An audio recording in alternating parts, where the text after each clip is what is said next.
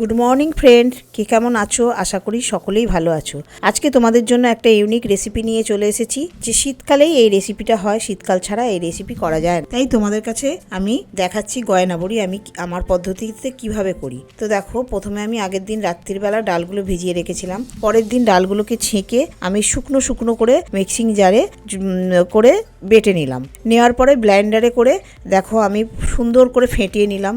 কতটা ফেটে বেড়েছে ডালগুলো সেটা দেখো। তারপরেই আমি সিধে ছাদে চলে গেলাম। ছাদে গিয়ে পাটা আগের থেকে বেছানো ছিল, পাটার ওপরে আমি বেশ খানিকটা তেল লাগিয়ে দিলাম কাপড়ে করে। তারপরেই দেখো আমি একটা কোণ নিয়ে নিয়েছি কেকের।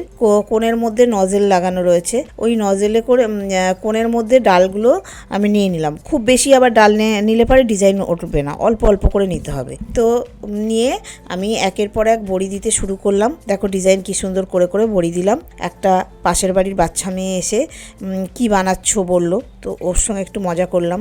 তারপরে একজন কাপড় মিলতে এসেছে পাশের ফ্ল্যাটের, তো ওর সঙ্গে একটু কথা বলতে বলতে আমার পুরো বড়িগুলো ডিজাইন করে করে দেওয়া কমপ্লিট হলো। দেওয়ার পর এখানেই শেষ না, তারপরেই আমি আমার একটা ওড়না নিয়ে রেডি ছিলাম। ঠিক 1 ঘন্টা পরে গিয়ে ঢাকা দিয়ে দিলাম, কারণ খুব রোদ খেলে বড়ি ফেটে যাবে। তারপরে 1 ঘন্টা পর ঢাকা দেওয়ার পর আমি বড়িগুলোকে তুলে নিয়ে চলে আসলাম। আবার নেক্সট দিনকে রোদে দিলাম, বড়ি নিজে নিজেই উঠে গেল। এই ছিল আমার গয়না বড়ির রেসিপি। কেমন লাগলো তোমরা কমেন্ট করে জানাতে ভুলো না। আবার নেক্সট ভিডিওতে তোমাদের সঙ্গে দেখা হচ্ছে। টাটা।